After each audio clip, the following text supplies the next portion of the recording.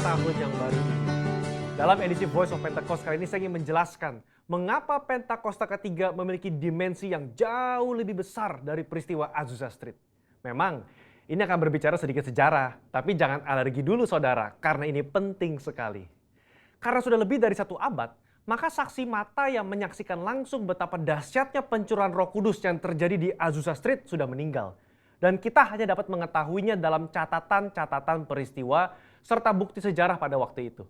Salah satunya yang ditulis dalam buku 100 peristiwa penting dalam sejarah kekristenan. Tercatat bahwa harian Los Angeles Times hari Rabu tanggal 19 April 1906 memberitakan sebuah pertemuan diadakan di sebuah pondok yang hampir rubuh di Azusa Street. Dan para pengikut doktrin-doktrin yang mengerikan ini mempraktekkan upacara-upacara paling fanatik, mengkhotbahkan teori-teori liar, dan memaksakan mereka sendiri dalam keadaan kegembiraan yang tidak waras dengan semangat mereka sendiri. Nah saudara, publisitas negatif semacam ini malah sesungguhnya membantu mengumpulkan massa. William Seymour tiba di Los Angeles di bulan Februari tahun 1906. Dan dia mulai berkhotbah serta membangun pelayanannya di Azusa Street. Penantian akan pencurahan Roh Kudus terjawab. Dan pada bulan April dalam sebuah ibadah, Roh Kudus tercurah dan orang mulai berkata-kata dengan bahasa yang baru. Sebenarnya pernah ada beberapa orang berbahasa lidah yang muncul dengan tiba-tiba di negara itu dan di Eropa pada tahun-tahun silam. Tetapi Azusa Street merupakan ledakan terbesar. Gerakan yang diawali oleh William Seymour ini kemudian melanda dunia, melampaui etnis, suku, ras, dan dikenal dengan gerakan atau aliran Pentakosta. Inilah yang kita beri istilah sebagai Pentakosta kedua. Setiap hari Minggu kita memperkatakan bersama-sama. Pentakosta ketiga adalah pencurahan Roh Kudus yang dahsyat di zaman now, melebihi yang terjadi di Azusa Street. Pernyataan ini bukanlah sekedar pernyataan iman semata, apalagi klaim sepihak dari gembala sidang atau gembala pembina. Pernyataan ini terkait dengan 2 aspek. Yang pertama, aspek historis. Pada tahun 1909, William Seymour pernah tercatat bernubuat, dalam 100 tahun yang akan datang, akan ada kebangunan rohani lain seperti yang terjadi di Azusa, dan kemuliaan Shekinah akan kembali. Dan kegerakan Allah tersebut akan lebih besar dan lebih luas dari yang terjadi di Azusa. Tidak hanya terjadi di satu tempat atau kepada beberapa orang saja, melainkan akan menjangkau seluruh dunia. Dan kegerakan itu tidak akan berakhir, bahkan sampai kedatangan Tuhan. Amin. Haleluya.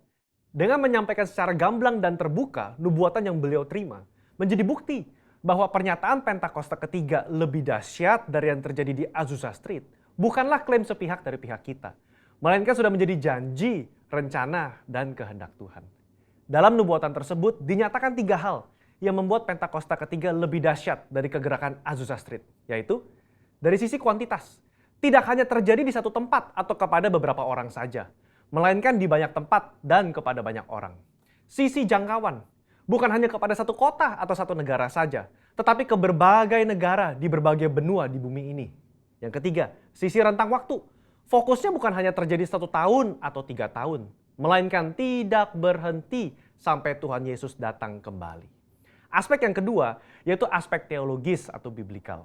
Alkitab kita menyebutkan istilah hujan awal atau yoreh terkait musim menanam dan hujan akhir, malkos, yang terkait dengan musim menuai, sebagaimana yang kita temukan dalam ayat-ayat berikut ini.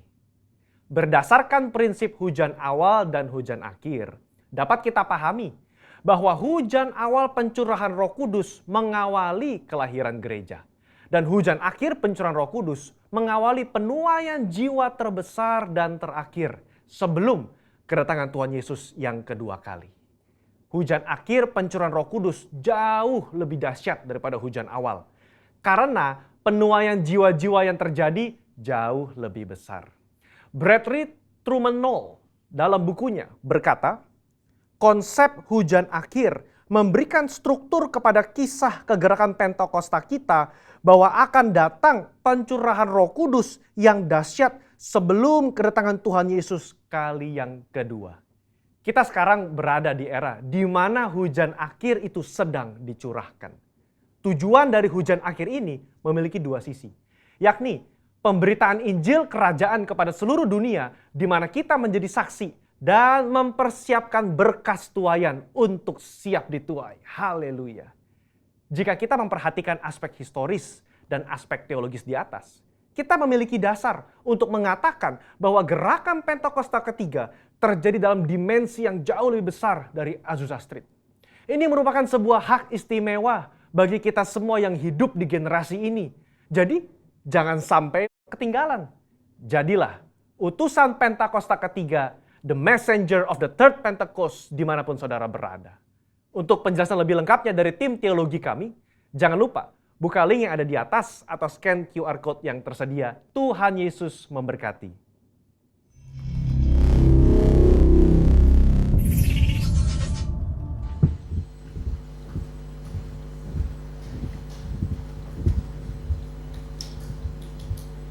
Shalom, saudara yang dikasihi Tuhan, selamat pagi. Shalom. Bagaimana kabarnya pagi hari ini? Luar biasa. Puji Tuhan. Sebelum kita mulai ibadah, mari kita bangkit berdiri untuk mendeklarasikan Mazmur 91 dalam lindungan Allah. Orang yang duduk dalam lindungan yang maha tinggi dan bermalam dalam naungan yang maha kuasa akan berkata kepada Tuhan, tempat perlindunganku dan kuku bertahan aku, Allahku yang kupercayai. Sungguh dialah yang akan melepaskan engkau dari jerat menangkap burung, dari penyakit sampar yang busuk. Dengan kepaknya ia akan menudungi engkau, di bawah sayapnya engkau akan berlindung. Kesetiaannya ialah perisai dan pagar tembok. Engkau tak usah takut terhadap kedahsyatan malam, terhadap panah yang terbang di waktu siang, terhadap penyakit sampar yang berjalan di dalam gelap, terhadap penyakit menular yang mengamuk di waktu petang. Walau 1000 orang rebah di sisimu dan 10.000 di sebelah kananmu, tetapi itu tidak akan menimpamu. Engkau hanya menontonnya dengan matamu sendiri dan melihat pembalasan terhadap orang-orang fasik. Sebab Tuhan ialah tempat perlindunganmu, yang maha tinggi telah kubuat tempat perteduhanmu. Malapetaka tidak akan menimpa kamu, dan tulah tidak akan mendekat kepada kemahmu. Sebab malaikat-malaikatnya akan diperintahkannya kepadamu untuk menjaga engkau di segala jalanmu. Mereka akan menentang engkau di atas tangannya, supaya kakimu jangan terantuk kepada batu. Singa dan ular tedung akan kau langkahi. Kau akan menginjak anak singa dan ular naga. Sungguh hatinya melekat kepadaku, maka aku akan meluputkannya. Aku akan membentenginya sebab ia mengenal namaku. Bila ia berseru kepadaku, aku akan menjawab. Aku akan menyertai dia dalam kesesakan. Aku akan meluputkannya dan memuliakannya. Dengan panjang umur akan kukenyangkan dia, dan akan kuperlihatkan kepadanya keselamatan daripadaku. Amin. Haleluya, berikan tepuk tangan terbaik untuk Tuhan kita yang luar biasa. Shalom semuanya. Shalom. Saya percaya kita semuanya yang hadir di tempat ini penuh dengan sukacita dan damai sejahtera. Amin. Mari kita satukan hati di dalam doa. Shakala barata kala barata kala bashikila barata kala barata kala barata kala bashikila barata kala barata kala bashikila barata kala barata kala barata shikila barata kala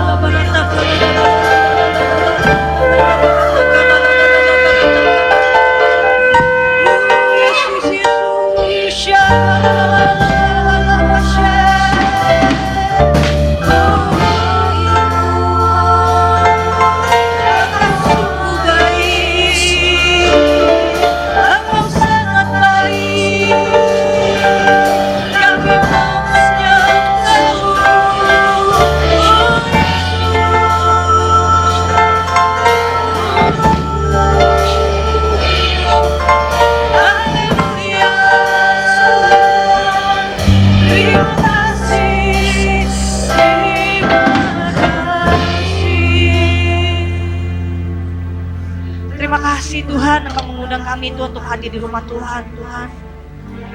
Terima kasih Tuhan memberikan kekuatan, kesehatan bagi kami Tuhan. Dan kami bersyukur kami bisa berkumpul di tempat ini, bisa menyatukan hati kami dengan Tuhan. Dan kami percaya bukan hanya di tempat ini aja Tuhan yang kami yang diberkati ya Bapa. Tapi teman-teman kami Tuhan yang mengikuti Tuhan ibadah online Tuhan dimanapun mereka berada. Kami percaya Tuhan, Engkau Allah Maha Pengasih, Allah Maha Penyayang Tuhan bagi setiap kami ya Bapa.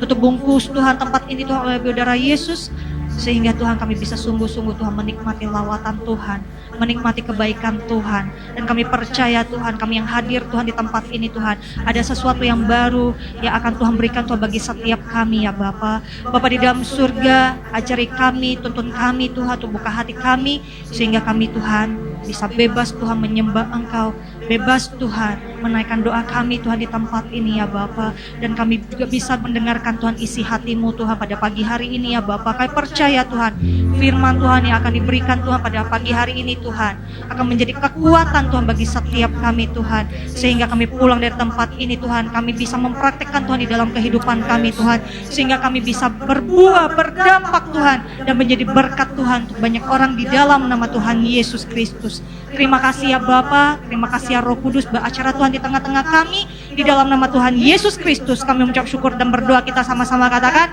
amin. Berikan tepuk tangan terbaik untuk Tuhan kita yang luar biasa. Silakan duduk di dalam hadirat Tuhan. Yes Lord Jesus.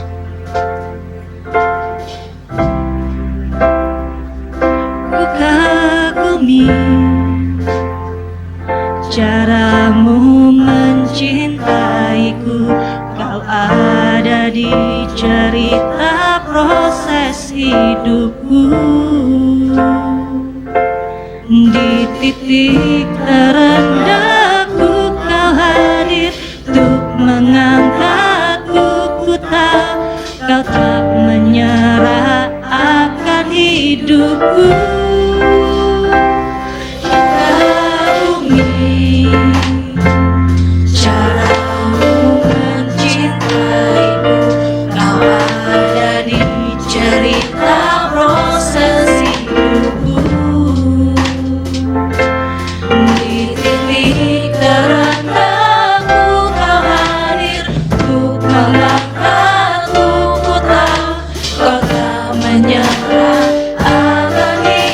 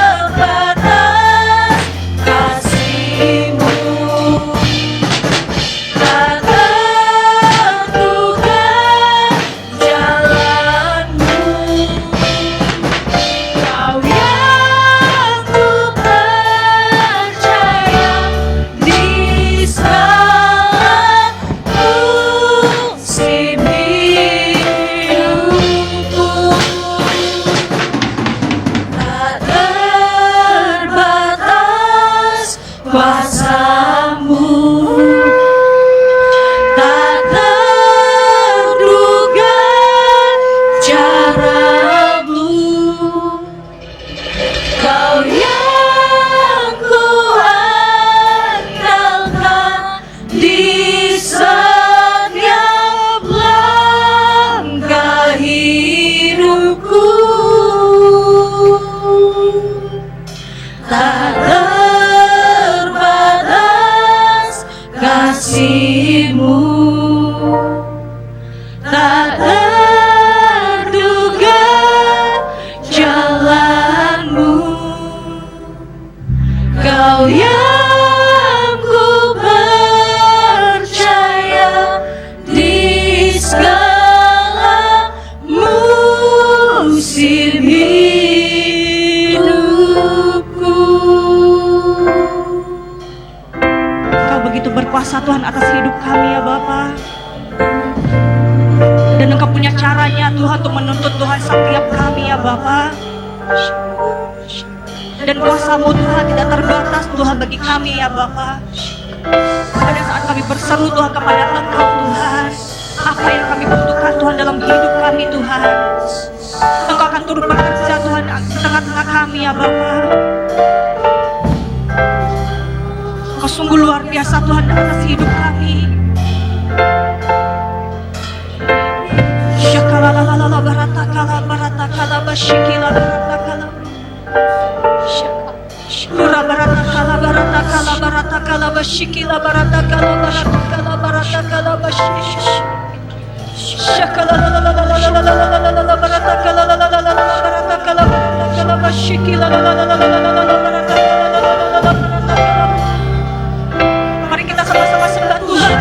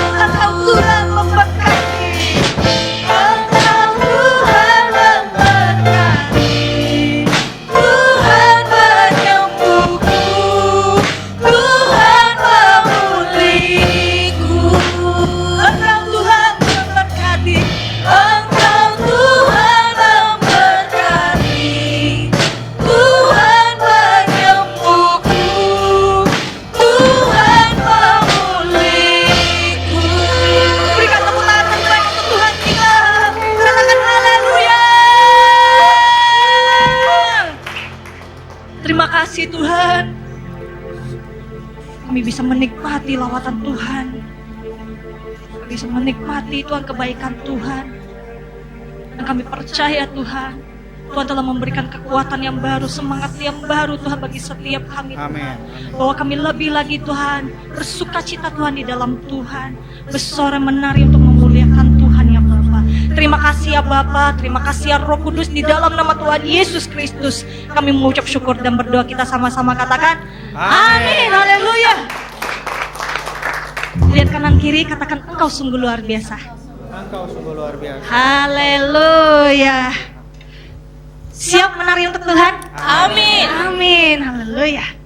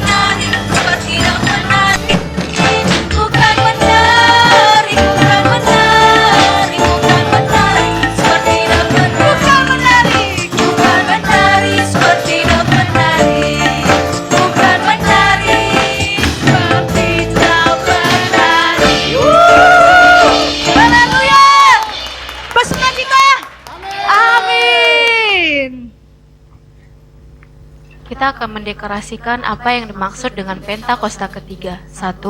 Pentakosta ketiga adalah pencurahan Roh Kudus yang dahsyat di zaman now, melebihi yang terjadi di Azusa Street. 2. Pentakosta ketiga akan mengakibatkan penuaian jiwa yang terbesar dan terakhir sebelum Tuhan Yesus datang kembali. 3. Pentakosta ketiga akan membangkitkan generasi Yeremia, yaitu anak-anak muda yang dipenuhi Roh Kudus, cinta mati-matian kepada Tuhan Yesus, tidak kompromi terhadap dosa, dan akan bergerak untuk memenangkan jiwa. 4. Pentakosta ketiga lahir di Indonesia dan bergerak ke bangsa-bangsa. Gerakan ini dari timur ke barat dan akan kembali ke Yerusalem. 5. Pentakosta ketiga akan memberikan kuasa untuk menyelesaikan amanat agung, dan setelah itu Tuhan Yesus datang kembali. Amin. Haleluya.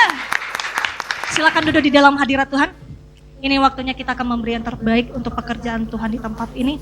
Mari kita satukan hati di dalam doa. Terima kasih ya Bapa buat kebaikan-Mu dan kemurahan-Mu Tuhan, mengasihi kami, melindungi kami ya Bapa. Ini waktunya Tuhan kami akan menabur untuk pekerjaan Tuhan di tempat ini. Bila setiap tangan-tangan anak-anak-Mu Tuhan yang akan kembalikan Tuhan persepuluhan, persembahan khusus, persembahan ucapan syukur. Engkau Allah Bapak yang memberkati Tuhan setiap anak-anak-Mu ya Bapak. Kami percaya Tuhan akan kembalikan 100 kali lipat ke lumbung setiap anak-anak-Mu di dalam nama Tuhan Yesus Kristus. Dan kami mau memberi dengan sukacita berasal daripada Engkau di dalam nama Tuhan Yesus Kristus. Kami mengucap syukur dan berdoa. Haleluya. Amin. Selamat memberi semuanya. Yes. Yes. Haleluya. Terima kasih Bapa. You are here, moving in our midst. I worship you. I worship you. You are here, working in this place. I worship you. I worship you. You are here, moving in our midst.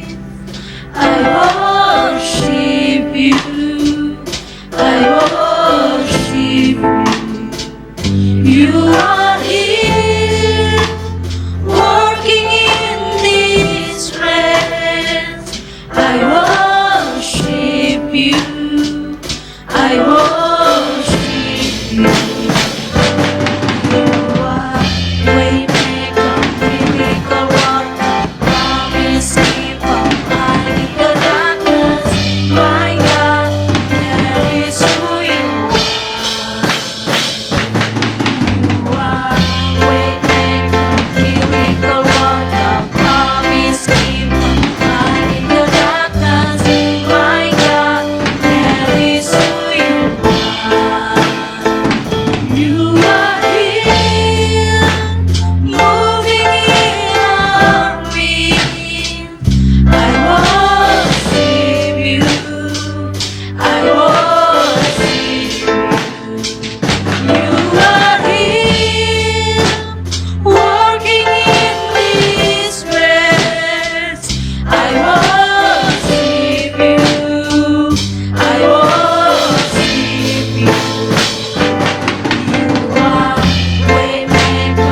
I worship you.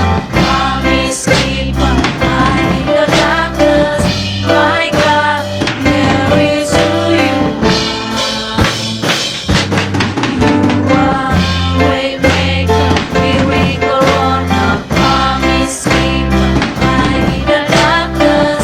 My God, there is who you are. You are waymaker, miracle worker, promise keeper, light in the darkness.